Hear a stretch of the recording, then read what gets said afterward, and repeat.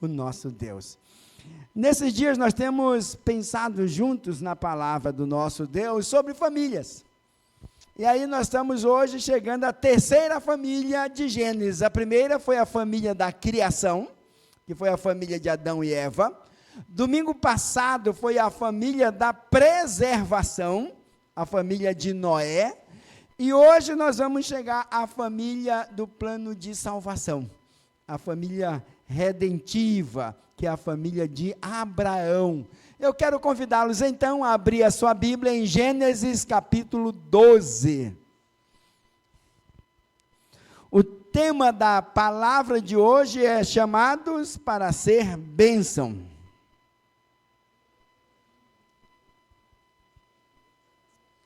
Gênesis capítulo 12.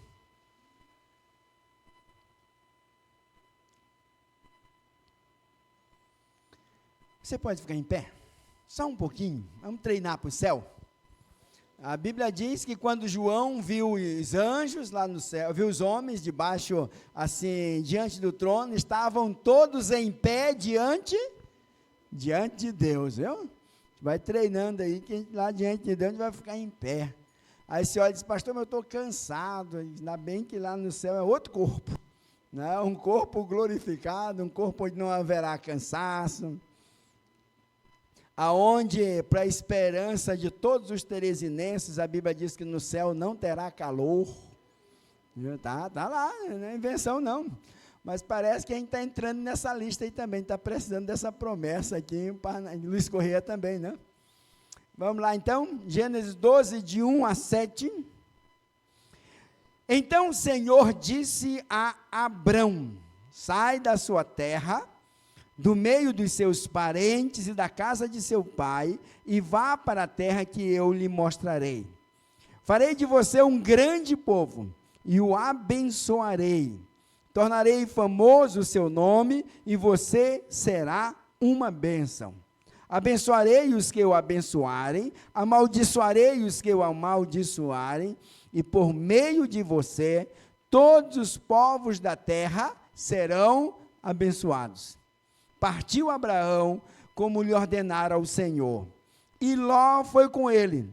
Abraão tinha 75 anos quando saiu de Harã. Levou sua mulher, Sarai, seu sobrinho Ló, todos os bens que havia acumulado e os servos que comprados em Harã, e partiram para a terra de Canaã, e lá chegaram. Abraão atravessou a terra até o lugar do carvalho de Moré, em Siquém. Naquela época, os cananeus habitavam essa terra. O Senhor apareceu a Abraão e disse, à sua descendência darei esta terra. Abraão construiu ali um altar dedicado ao Senhor, que lhe havia aparecido. Amém? Podeis assentar. Quando eu olho para esta palavra, para esse chamado de Abraão, e quando eu vou encontrar um pouco mais Deus fazendo uma aliança com Abraão, eu começo pensando uma coisa muito clara da palavra de Deus para a minha vida, e para a vida de todos nós, a diversidade da forma como Deus fala com as pessoas, como Deus chama as pessoas. Vivemos um tempo em que as pessoas estão imaginando um chamado de Deus, um negócio assim, digamos, cinematográfico. Eu estou esperando um chamado de Deus. Então você está esperando vir um disco voador, com um raio, aparecer uma grande frase dizendo, venha para mim. Talvez você está esperando um negócio assim. Outros estão esperando algo extraordinário na sua vida, algo diferente, porque você quer marcar algo que você já sei exatamente como foi. Quando eu olho para a Bíblia, eu vejo vários chamados de Deus. O de Abraão foi um chamado numa noite de estrelas, mas na frente a gente vai ver Deus dizendo para Abraão, olha, quantas estrelas aí? Em casa, sossegado. Não foi num culto, não foi no momento onde havia muita gente, foi Abrão e Deus. Abrão e Deus. Quando nós olhamos o chamado, por exemplo, de Moisés, também ele estava trabalhando, cuidando das ovelhas do sogro. E Deus o chama. Vamos percebendo o chamado de Deus em toda a história bíblica. Deus está chamando pessoas e chamando famílias.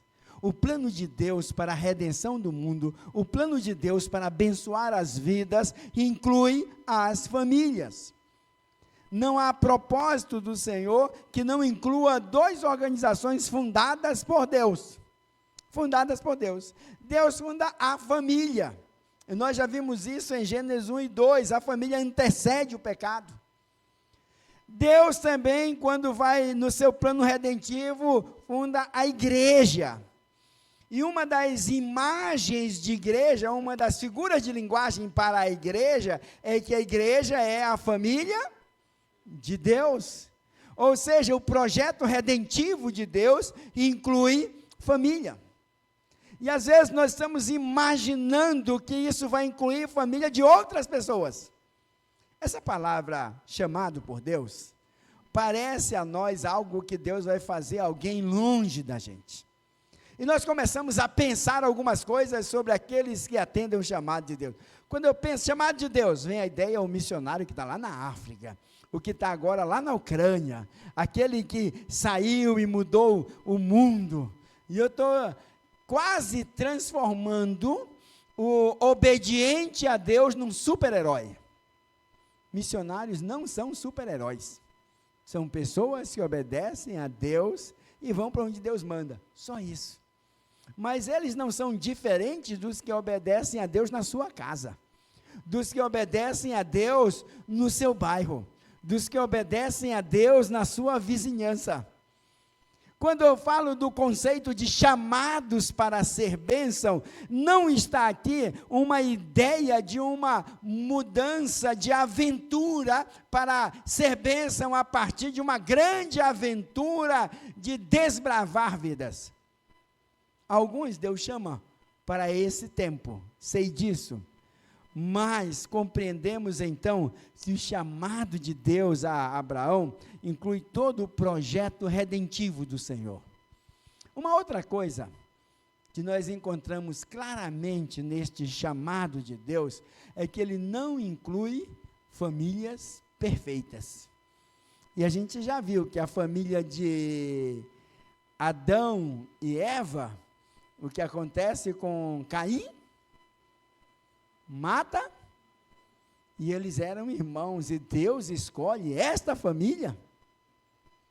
A outra coisa, quando nós vimos na família de Noé, tem um episódio que não mencionei no domingo passado, na família de Noé, que é quando Noé sai da arca, adora a Deus e continua vivendo, mas um tempo ele baixa a guarda.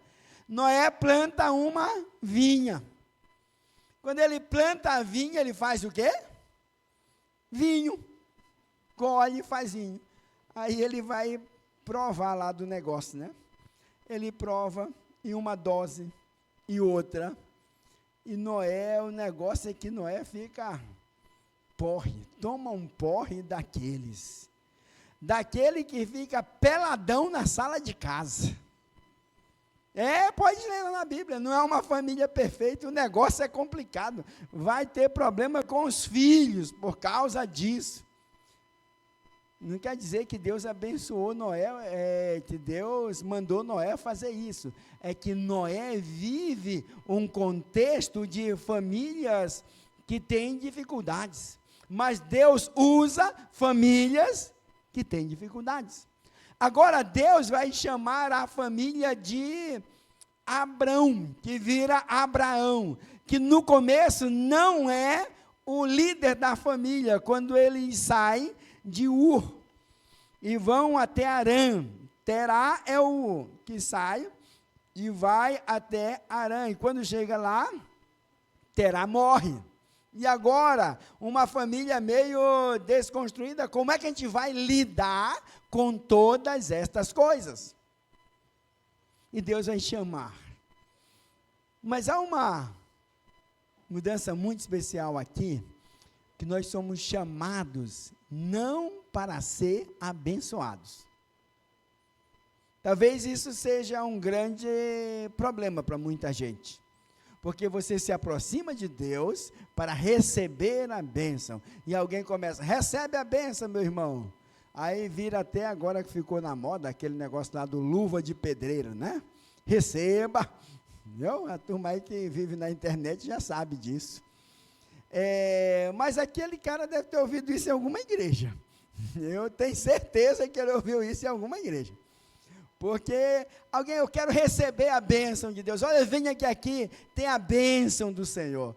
Hoje a palavra de Deus vai mexer com nossas famílias, porque ele vai precisar mudar algumas estruturas, a partir de uma mudança de pensamento, e essa mudança aponta para Cristo. Você está com a sua Bíblia aberta ainda em Gênesis 12, porque ele diz assim, no final do verso 2, e você será uma bênção. Aquela versão mais antiga diz o quê? Se tu uma bênção. Mas a maioria das pessoas estão ouvindo o seguinte: você será abençoado. Ser uma bênção é aquele que leva a bênção aos outros e não o que recebe. E o que é que tem a ver isso com Jesus? O Filho do Homem não veio para ser servido, mas veio para servir, e o que mais? Dar a sua vida, resgate de muitos. A maioria das pessoas lembram desse verso só até servir. O Filho do Homem não veio para ser servido, mas para servir. Esquece o restante do verso, que conclui dizendo, e dá a sua vida. Servir envolve entrega. Servir envolve entrega e não conveniência. Algumas pessoas acham que eu vou servir quando for conveniente a isto. Então Deus nos chama para ser instrumento de abençoar outras vidas. O que Deus quer fazer com a sua família é fazer com que a sua família seja abençoadora de outras famílias. O que Deus quer fazer com a sua vida é que a sua vida seja abençoadora de outras vidas. Isso muda um pouco o conceito do mundo hoje. Nós vivemos agora um antropocentrismo, ou melhor, um eucentrismo. Eu quero receber, eu quero ser abençoado, eu quero de Deus para mim. Quando a palavra de Deus aponta para servirmos os outros, o que vou chamar de outrocentrismo. Ou seja, Cristo em mim me leva a ser instrumento para abençoar o outro, e não primariamente para receber a bênção de Deus. Por quê? Porque a bênção maior da minha vida é o próprio Cristo, é o próprio Senhor. Quando olhamos para Abraão, nós precisamos aprender algumas coisas para ser uma vida abençoadora. Primeiro, para ser uma vida abençoadora, é preciso romper com o estilo de vida que você está vivendo. É preciso romper. A maioria de nós construímos uma vida, um modelo de vida, criamos rotina e ficamos ali dentro e imaginamos, isso é bom. E aí nós sonhamos, preparamos, montamos, temos sonhos, temos um projeto de vida tão bem montado que não cabe mais Deus. O Espírito de Deus só vem para ser o meu ajudante, mas não o meu condutor. Então a primeira coisa que nós precisamos é romper, porque a primeira palavra que Deus dá a Abraão é: sai da tua terra, do meio dos teus parentes, da casa de seu pai. Nós precisamos sair da vida que construímos e que estamos nos escondendo. Nós aprendemos a viver situações que às vezes não são boas, mas você está tão habituado com aquilo e pensa aí, eu vou mudar disso, eu vou sair dessa vida, eu vou mudar disso, mas passa ano após ano, você até imagina como é que vai causar esta mudança, e na hora de agir, continua do mesmo jeito. Para que Deus possa usar a sua vida, é preciso que a sua vida esteja em obediência a Deus. E quando estamos em obediência ao Senhor, alguns dos nossos planos precisam ser mudados. Você está disposto a obedecer a Deus? A que Deus mude a sua agenda?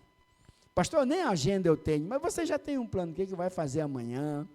Que hora vai levantar? Para onde você vai? Com quem vai conversar? Você já tem um roteiro estabelecido. E se Deus chega para você e diz, eu quero que você quebre com o roteiro de vida que você está construindo, do contrário, você não será estrutura de bênção para outras famílias. Eu quero que você seja uma bênção. A sua vida está disposta a abrir para que o Deus mude a sua rotina? Porque às vezes nós dizemos, não, eu quero ser instrumento do Senhor, eu quero ser usado por Deus, eu quero colocar minha vida nas mãos do Senhor. E quando Deus fala a sua vida, você vai dizer, daqui a pouco, Senhor. Certa vez eu estava pensando sobre jovens. Tenho visto muito poucos jovens dedicarem a sua vida à obra missionária. Muito poucos pais quererem que seus filhos sejam pastores e missionários. E sejam aqueles que vão obedecer a Deus. Parece que nós colocamos um projeto de vida e esquecemos de obedecer a Deus. Imagine o seguinte. Imagine que alguém chegue para você agora e diga o seguinte, eu quero investir na sua vida para o ministério. Você vai precisar de formação, então eu vou investir, eu vou pagar. Eu consegui ali uma bolsa para que você faça o seminário completo. Tenho isso para a sua vida. E se tem mais algumas coisas, não se preocupe, eu vou investir na sua vida para que a sua vida seja uma vida para obedecer a Deus, para cumprir o chamado do Senhor. A maioria das pessoas, a maioria dos jovens, iam dizer o seguinte, espera aí, pastor, eu tenho que orar. Eu vou orar para saber se é isso mesmo que Deus quer, eu vou conversar com meu pai, eu vou conversar com a minha mãe, eu vou buscar alguns conselhos, porque esse negócio é para a vida toda e eu tenho que orar, eu tenho que ter comunhão com Deus. Você está certo. Mas imagine que se essa proposta de investir na sua vida, seja alguém que diga, olha, eu quero investir na sua vida para você ser um médico. Eu vou pagar a faculdade, eu vou pagar ali para você sair daqui, morar na outra cidade, formar em medicina e ser grande médico e ter uma carreira médica. Você vai dizer também, espera um pouquinho que eu vou orar, ou você vai dizer, graças a Deus, que bom que Deus está revelando a sua vontade. Oh mãe, oh pai, obrigado, olha, agradeça ao Senhor. No máximo vai dizer o seguinte, né? Arruma a mala aí que eu vou orar para ver se é a vontade de Deus. Com a mala pronta. Parece que ser bênção no Senhor, a gente não pensa em todas as áreas, e nós construímos um certo estilo de vida, onde isso aqui eu posso perguntar para Deus, isso aqui não, eu não preciso perguntar para Deus, porque eu estou dentro do meu próprio projeto de vida. Mas Deus, quando quer usar uma vida para ser bênção, Ele vai mexer com as suas estruturas. Ele vai mexer com as estruturas da sua família. Não pense que Deus vai usar a sua família e a sua vida dentro do modelo de vida que você construiu, porque o modelo de vida é de Deus. Abraão passa por isso. Abraão precisa ter a sua vida mudada. E essa palavra de hoje parece uma palavra de confronto, e porque ela nos chama a sair da nossa rotina. Ela nos chama a sair daquilo que a gente está achando que é o que Deus deseja, mas ouça bem. Há uma segunda coisa para ser instrumento de bênção. Além de sair da sua rotina, você precisa enfrentar desertos. Você precisa enfrentar desertos. Quando você olha o texto, eu acho muito interessante o verso de número 5, o verso 4 ao verso 6. Pequeno esses versos, né? Diz assim: partiu Abraão como lhe ordenara o Senhor, e Ló foi com ele. Abraão tinha 75 anos quando saiu de Harã. Ele não era mais um garotinho. Não pense que você está velho demais para obedecer a Deus, não. Abraão tem 75, Moisés vai ter 80. É assim que Deus vai usando. E aí ele continua.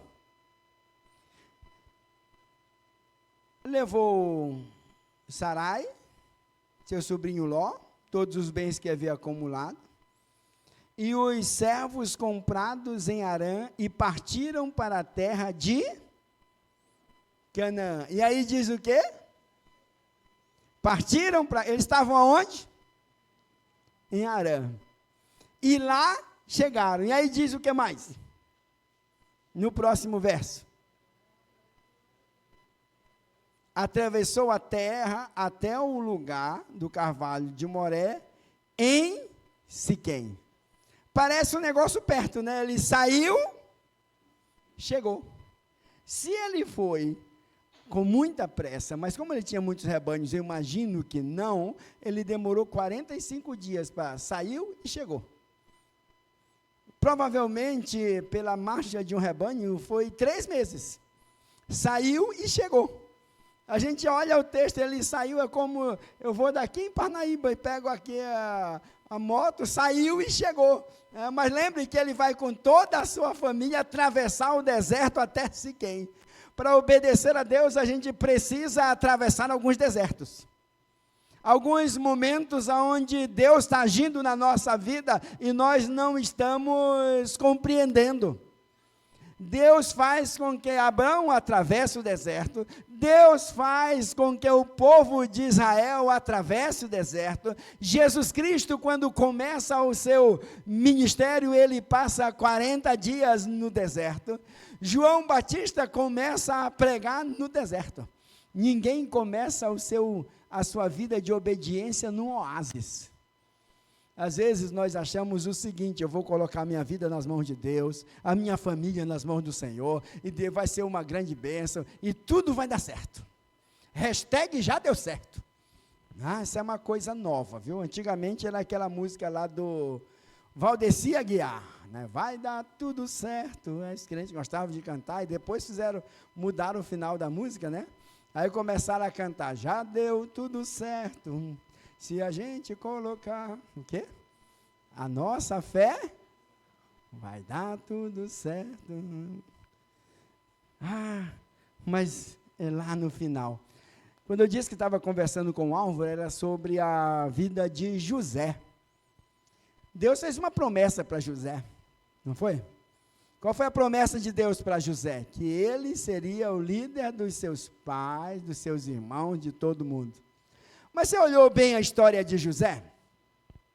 José era filho, tudo tranquilo. De lá, depois, qual foi o próximo estágio de José? Dado como morto. Houve até luto por ele. Mas Deus estava conduzindo a sua vida. Depois de dado como morto, ele melhorou um pouquinho. Ele foi ser escravo. E sendo escravo, Deus estava dirigindo sua vida, era o deserto de José. Depois que José foi ser escravo, José mudou de nível. Qual foi o próximo nível dele? prisioneiro. Mas Deus estava conduzindo a vida de José. De prisioneiro é levado a primeiro-ministro. E Deus estava conduzindo a vida de José. Sabe o que José fez quando era filho? Servia o pai. Ele foi lá levar as coisas, por isso foi morto. Sabe o que José fazia quando era escravo na casa de Potifar? Servia com Potifar e Deus o abençoava. Sabe o que José fazia quando era prisioneiro lá no calabouço? Ele tomava conta de tudo e servia o carcereiro que o prendia. Sabe o que ele fazia quando estava como primeiro-ministro? Servia a Faraó, que vem escravizar todo o seu povo. Passar por nossos desertos não nos impede de servir a Deus. Seja qual for a situação que você está vivendo, qual for a dor que está passando no seu coração, ela não é uma desculpa ou uma justificativa para que você deixe de servir a Deus, porque Deus não está errando, Deus não está fora do controle da sua vida, porque às vezes nós começamos a construir algumas justificativas para uma falta de compromisso com Deus. Ser tu uma bênção requer romper com as estruturas e requer servir a Deus, ainda que as coisas não estejam do jeito que você imagina. O pai de Abraão havia morrido. O irmão de Abraão havia morrido, por isso Ló vai com ele. Ele envolve toda a sua família, e agora já com 75 anos e não tem filhos, mas ele vai obedecendo a Deus. Os nossos desertos podem parecer aqueles que para os outros é um tempo muito pequeno. Abraão saiu e chegou. Mas para aquele que está vivendo é uma dor de reconstrução muito maior. Deus quer agir na sua vida, mesmo você passando por momentos difíceis. Sê tu uma bênção, ainda que esteja no deserto. Deus está agindo assim na nossa vida. Não desista de servir ao Senhor. Não encontre uma história que justifique a sua falta de compromisso com Deus. Sabe por quê? Porque nada faz com que o amor de Deus por nós diminua. Ele continua cuidando das nossas vidas. Sabe outra coisa para a gente aprender aqui? É que quando queremos servir a Deus, isso precisa envolver a nossa família. Deus quer envolver a sua família. Como foi que Abraão saiu? Partiu Abraão como lhe ordenara o Senhor. E Ló foi com ele. E o verso 5, levou Sarai, sua mulher, seu sobrinho Ló, os bens que haviam acumulado. Ele não deixou ninguém para trás. Se você quer que Deus esteja usando a sua família para abençoar os outros, não caia na armadilha de Faraó. Não caia na armadilha de Faraó. Que armadilha é essa, pastor? Você lembra de Moisés? Moisés vai até Faraó e diz: sai, deixa meu povo adorar o Senhor. Sabe o que ele diz? Não, você não tem nada para fazer, mais palha. Agora vocês vão fazer mais tijolo e vão colher palha, digo. Aí ele diz: vai servir ao Senhor. A gente pode não, vão ali, mas não vão muito longe. Depois a promessa de Faraó: vocês podem ir, mas deixem aqui seus filhos, deixem aqui sua família, vai lá servir a Deus. Talvez o diabo tenha colocado na sua vida que você pode servir a Deus, mas não tem mais que insistir com a sua família. Você está caindo na armadilha de Faraó. Eu posso servir a Deus, mas eu não preciso ficar insistindo, lutando. Isso é uma armadilha. Quando vai a próxima vez, eles podem ir, pode levar os filhos, mas deixe os seus bens. deixe os seus bens. E Deus faz uma promessa: não, Senhor, você vai com os bens. Faraó vai até dar, os egípcios vão até dar mais presentes para vocês vão com a família toda. Aquela luta de Moisés e a sua turma para sair do Egito não foi pequena. Eles tiveram que trabalhar mais, eles tiveram que ser açoitados mais, passarem por mais dificuldades, mas sabiam que Deus estava no comando. Se nós quisermos ser vida que abençoa a Deus, vamos passar pelos nossos desertos. O nosso deserto não é algo que nós não vemos Deus agir. O nosso deserto não deve servir de desculpa para arrefecer, para diminuir a nossa fé e o nosso compromisso com Deus. O nosso deserto não deve ser desculpas para excluirmos aqueles a quem o Senhor nos deu como família, aqueles a quem o Senhor nos deu como aquele que deve viver para servir ao Senhor.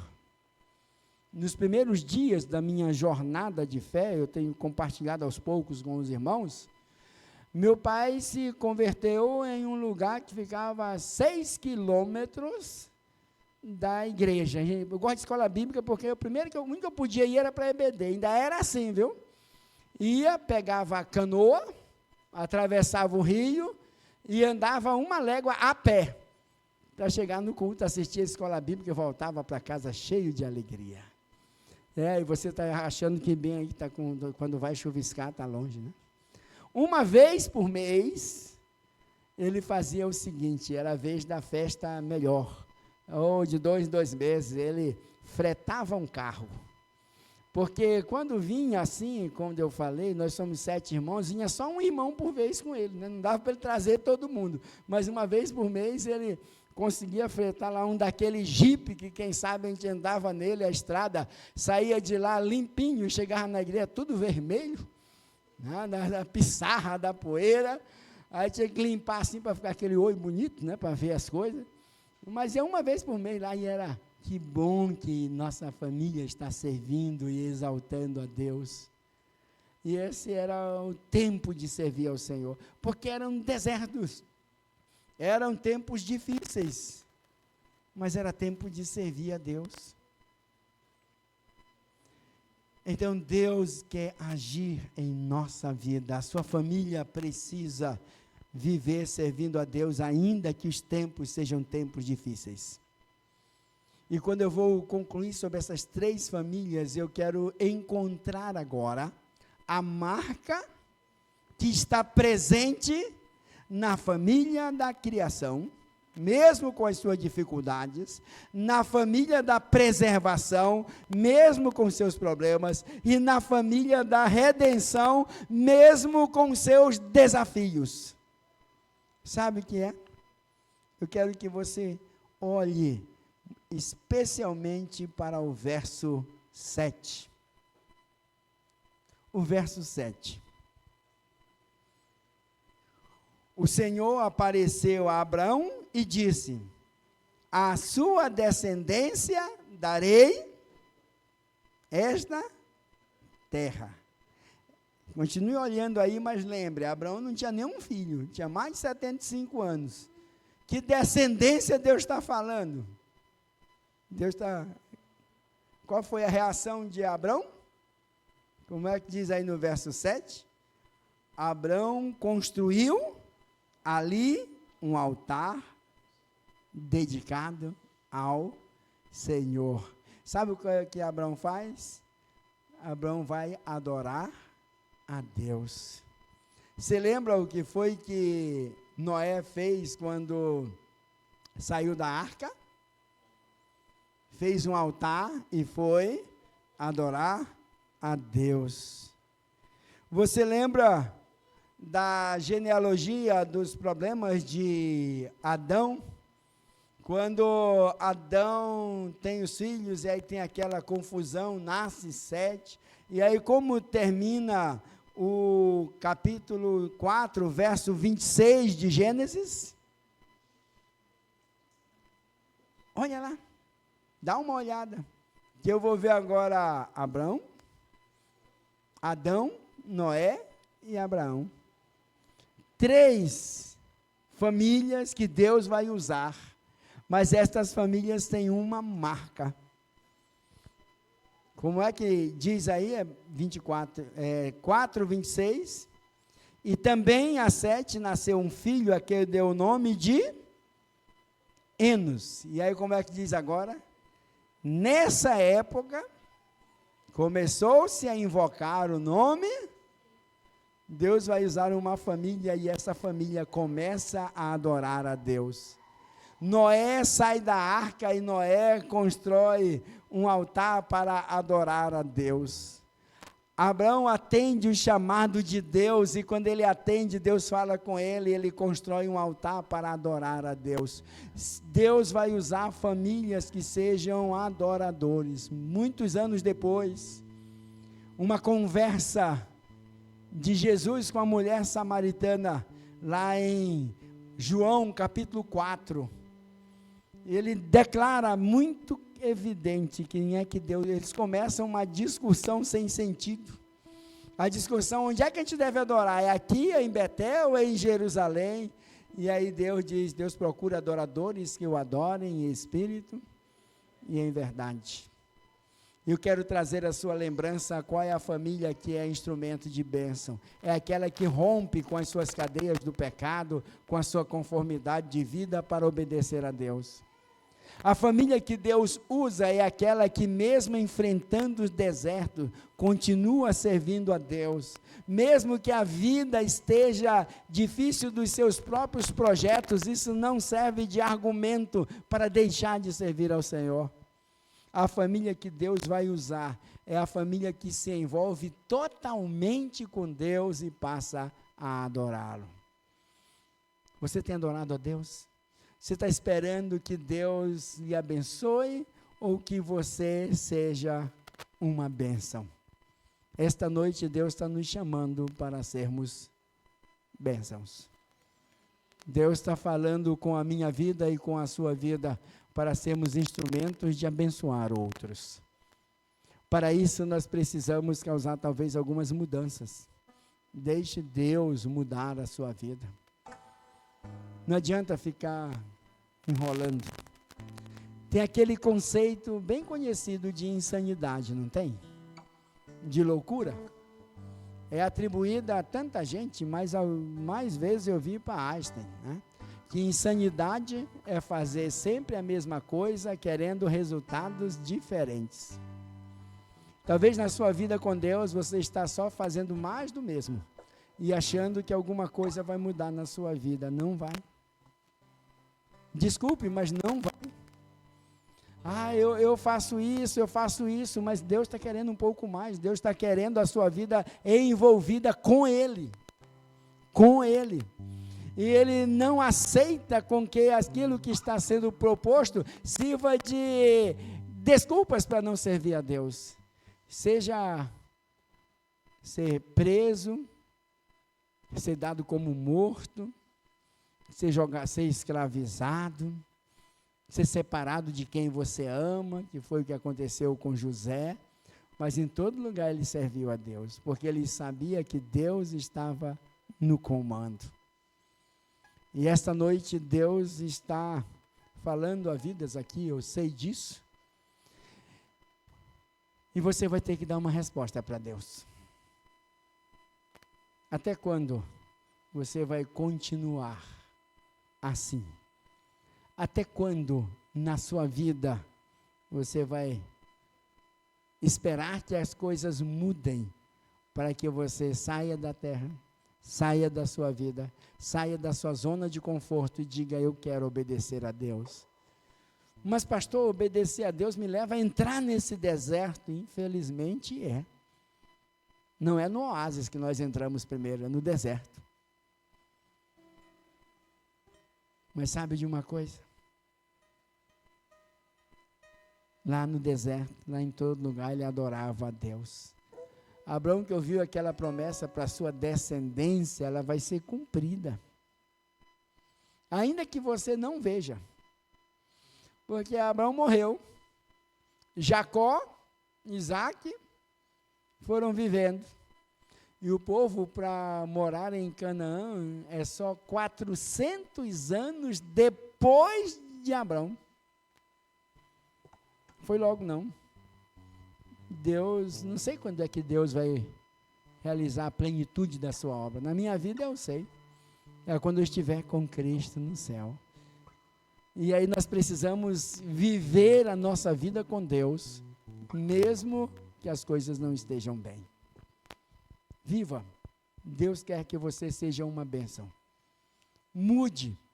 Em vez de orar para que você seja abençoado por Deus, comece a orar para que você seja instrumento de bênção na vida daqueles que estão perto de você. Pai querido, seja conosco hoje. Trabalha no nosso coração e nos faça viver em Ti e para Ti. Coloco a vida em Tuas mãos, em nome de Jesus. Amém. Você pode ficar em pé? Vamos louvar a Deus?